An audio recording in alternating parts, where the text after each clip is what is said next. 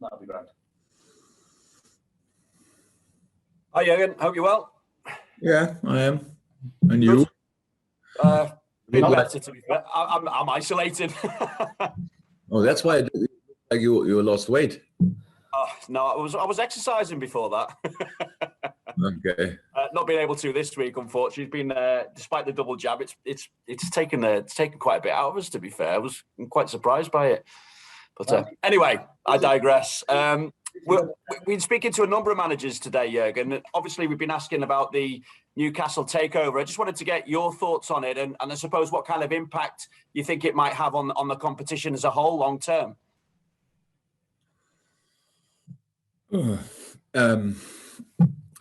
Yeah, I actually was waiting for some official statements about it, like from Richard Masters or somebody else. Because we all know there are obviously concerns about human rights issues. I think that's all clear, that we all think the same there. So didn't happen in the first place, happening then. Still, that's the situation. What will it mean for football? That's few months ago, I think we had a massive issue. I would say the whole football world with 12 clubs or so trying to build a super league, and rightly so. Didn't happen, but this is kind of creating a super team, if you want. It's pretty much the same. Guaranteed spots in the Champions League, not in a few years' time, not immediately. All these kind of things. With all the how financial fair play is used nowadays, where nobody knows exactly is it still existing or not, stuff like this. So it's like it is. So everybody knows that. The Newcastle fans will love it, of course. But for the rest of it just means there's a new superpower in Newcastle. I cannot avoid that. Money cannot buy everything, but can over time, that will take time, but over time they will have enough money to make a few wrong decisions, to make then the right decisions, and then they will be where they want to be. So that's how it is. I don't think that's to avoid in the long term, but that's the situation. Everybody knows that, and obviously the Premier League or Richard Masters thought, yeah, let's give it a go. I don't know it, but it's not the first time. It's just the third, as far as I know, the third club who's not owned by a country. So I'm not sure how many countries are still out there to have the financial power and the interest to do so. But this is how it is, and that's what everybody has to deal with. For yourself, Jurgen, obviously we've got the situation regarding Fabinho and Alisson. What is their availability going to be for this weekend, or is it a case of them going straight to Madrid? What is the plan for them, and what frustration is there that there's not been a better solution to this? Well, the problem with this answer is always that when somebody of you writes it, then it sounds like if I use the word frustration, then oh my God, Klopp is frustrated about that. I'm not. I'm just. We have no chance, obviously. Somebody decided to give Brazil the opportunity to play last night, so like a few hours ago. Then somebody made a decision that we have to play on Saturday, 12:30. So it's all not in our hands. If we say something, then always the same people say the same stuff. Yeah, that's why you have a big squad. That's all clear, but you have a big squad not for issues you have with football associations, because they put in tournaments. It's not like, well, 5 players have to play there and 4 players have to play there, but then you have still a league game to play. So how you maybe know, Atletico is not playing at the weekend. Our next opponent in Champions League. So something like that would never happen here. And if it would happen, then it would be like, oh my God, how can they do it for them and stuff like this. So we know it for a while. We made our decision a while ago. We had to sort, obviously, quarantine issues and all these kind of things. And this decision we made is the boys will not be here. They will go directly to Madrid, wait there for us, be able to play, hopefully then, against Atletico. Will come slightly later back than us, 10 days over then, and then they can come back and are in our normal procedure again, and that's it. And Trent and Diogo, they definitely available this weekend. And how long will it be before Thiago is available to you again? Yes, Trent and Diogo are available. At least they were yesterday. So and Thiago, I don't know. Yeah, it still takes a little bit of time. That's a bit disappointing, but we know that as well for a few days now that it will not go that quick. And yeah, we have to wait. Thanks, Jurgen. All the best. Thank you. Speak to you soon. Right, we'll go to Steve White, PLP for 2. You still unmute there, Steve. If you'd like to take yourself off the mute, and then we can hear your question. Apologies. Hi there, Jurgen. Hi. Can I go back to the situation with the potential new player challenging at the top of the Premier League? Is it as straightforward as money, or are there other factors that can turn a club into one that can challenge at the top? Of course, it's all much more important than money is obviously good decisions. It's always possible, will always be possible. It's just more difficult. It's not. I'm not concerned about that. I'd only described the situation. So it was before we won the Champions League 2 years ago or whenever it was, and there were already 2 countries involved in the tournament. So and with brilliant teams. So football is a wonderful game. You can still win football games even when the financial power of the opponent is much bigger than your own, whoever that will be. And that's not, honestly, I'm really not concerned. It's just, you all know it. It's just, you need our voices. Obviously, that's why you ask all the Premier League managers now, what do they say? But you know it already. It will not happen overnight. And Newcastle is not safe in the league now this year. So maybe there's I don't say that, but it's not 100% sure that they will stay in the league. That would slow down the process a little bit for sure. But we all know out there are some people who the football knowledge is big enough. I think there will be a lot of changes in the next few years. Try with them, then do that, and all these kind of things. It's a massive project. Yeah, but it's football still, and so of course you can win football games against them in the future as well. But it's, how I said, it's clear, and we all know it. In 5, 6, 7 years' time, Newcastle, if the owners are patient enough, is a new superpower or an old superpower, because they were already really successful in the past. And the new owners of Newcastle would have obviously enough money to buy the whole league. So maybe they fancy that at one point, and then it opens up again. Same chances for everybody. We will see. Will you have a Premier League game to win tomorrow against Watford? Thank you for mentioning that. But you are facing a team with a new manager. Were you surprised that they made a change? And can you imagine? Be surprised that Watford makes a change, to be honest. So I respect all football teams. I respect Claudio Ranieri a lot, but it's really from my own situation as a football manager, it's really harsh how Watford is dealing with managers, to be honest. I don't understand that. So it's just like that. It's pretty much you learn the name of the new colleague and then he's already gone again. So that's pretty much how it is. And I don't like that, and I have to say that. But that doesn't mean I have no problem with Claudio at all. It's obviously the opposite. I like him a lot, and he's a really calm and relaxed guy. But how can you be surprised that Watford makes a change? They make that. I'm 6 years in the country. I don't know how many managers I faced already in the Watford dugout. But now it's Claudio, and yeah. I'm sorry, I stepped in your question, but it makes it more difficult. Obviously, it's we use more pictures and situations from Sampdoria Genoa now, obviously where Claudio coached the last time, and so we know about him. Obviously, we faced him a couple of times.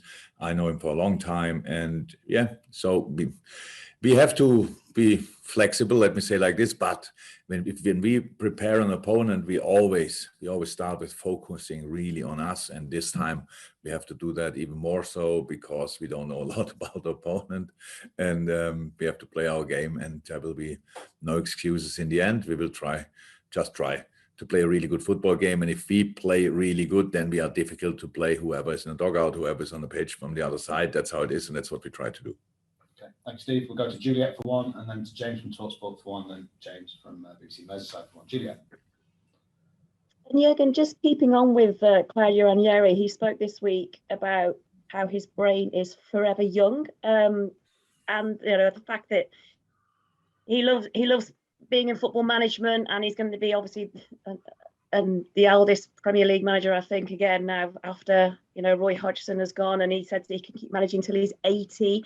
I know that you say you never, you don't see yourself, managing as far down the line as they do at that age. But the fact that he says his brain is forever young, is your brain forever young? I hope so. First and foremost, congratulations to Claudio that he's now 69, and I see myself here on the screen. He looks younger than me, so obviously he has quite a good genetic basis. And on the other side, that's all a decision. It's a personal decision, just how you do it. When you are lucky enough that you can make the decision, he had obviously, I don't know exactly, but more than 15 clubs, probably.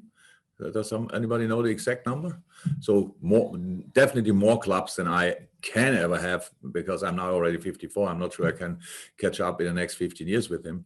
And that's the situation. So yes, I hope very much so that I'm with 79, 89 still in the same shape, like at least like Claudio is now, or as I'm now. But we all don't know that. And so we have to use the time in our hands in the moment and not think too much about what will happen in 15 years' time.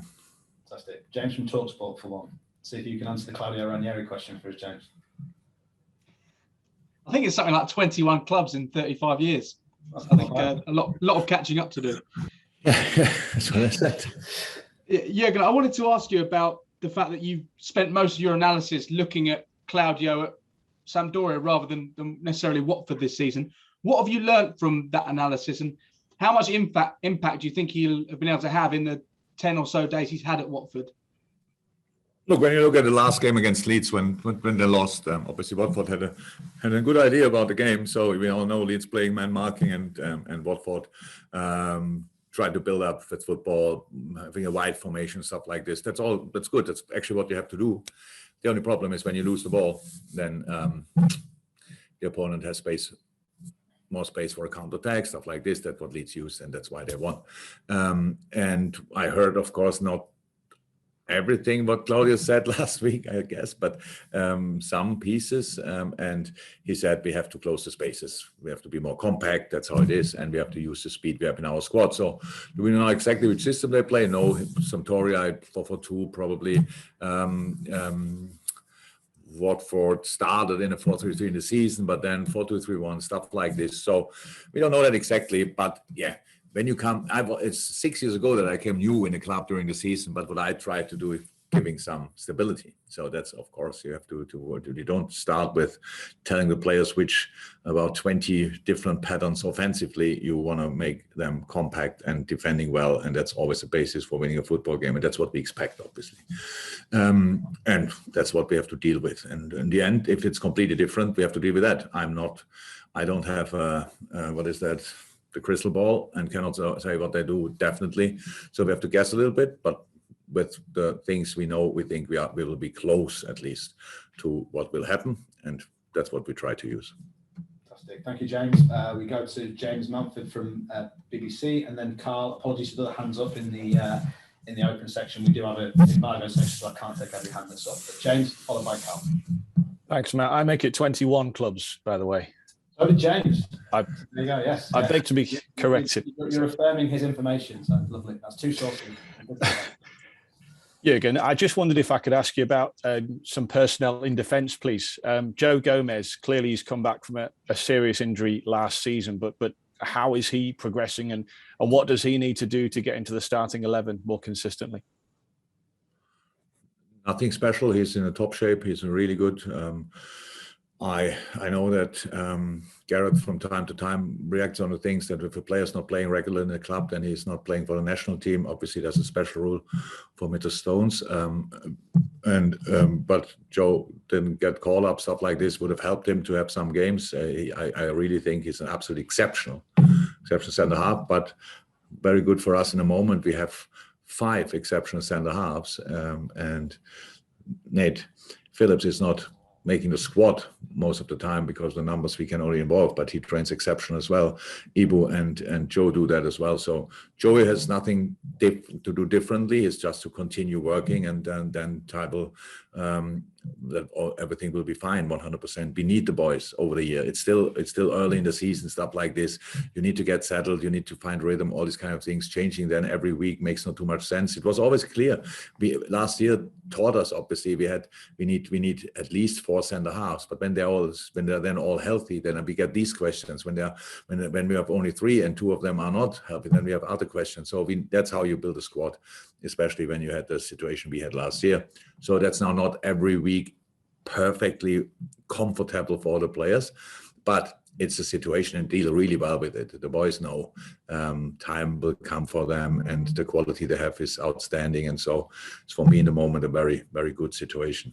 Okay, thank you. Just before I go to Carl Markham, if I could have hands up from the dailies again, I won't be able to take all of you, but I'll take the first 3 or 4 who shot their hand up. But Carl, to conclude the open section of the press conference. Hi, Jurgen. Can I just clarify the quarantine situation with, you say Fab and Alisson are going to Spain, but then you're saying they're coming back slightly later. What's the rationale for that?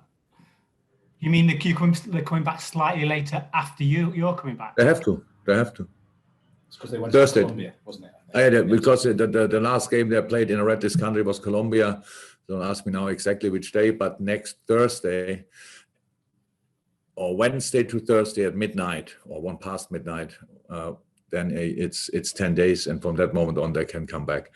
These are the rules in the moment. We cannot change that. And the thing is that if they would have, obviously they could have flown in to England with all the quarantine stuff. Then following up with that, that would have meant that they have to isolate from their families and stuff like this. And Ali has 3 kids. That's not a real, being already 12 days away with the national teams, then again 10 days in isolation, then 2 weeks here, the same rubbish again. So we need solutions for that, and they are still not there.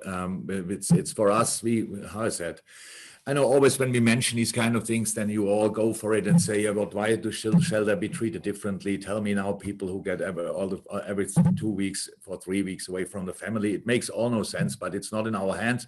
We get the information, try to find a solution, and take the solution. I don't think it happened a lot of times before that players are not available for federation reasons, because the federations, which is, by the way, the federation of the countries, but then go down to the clubs and stuff like this. It's like, okay, we ask only for a few hours. That would have made it a little bit more likely that they could have played, because bringing them for 12:30 is no chance to play. There's no chance for them. But if we would have played, for example, 7 o'clock or whatever, or then we would have probably tried it. And so it makes no sense. But neither Watford nor the Premier League was open to that thing, because obviously that's their understanding of fair competition. But it's how it is. How I said, we know it already for a while, and we dealt with it. And I explain it now to you, but it's not. We didn't make a decision yesterday. We made it a bit earlier, so we knew about it, and now we know how to deal with the situation. By the way, when we talk about federation, Curtis Jones came back injured from the U21s. So great, yeah. So that's not okay as well. But it's really difficult to get proper in contact with even with the English Federation, because they just do what they want. Didn't train, was not involved in the first game. They didn't do a scan or whatever. Then he played a few minutes in the second game. What was the opponent? Second U21 games? Andorra, great. Very important that he played there. Came back, slight injury, not available for tomorrow.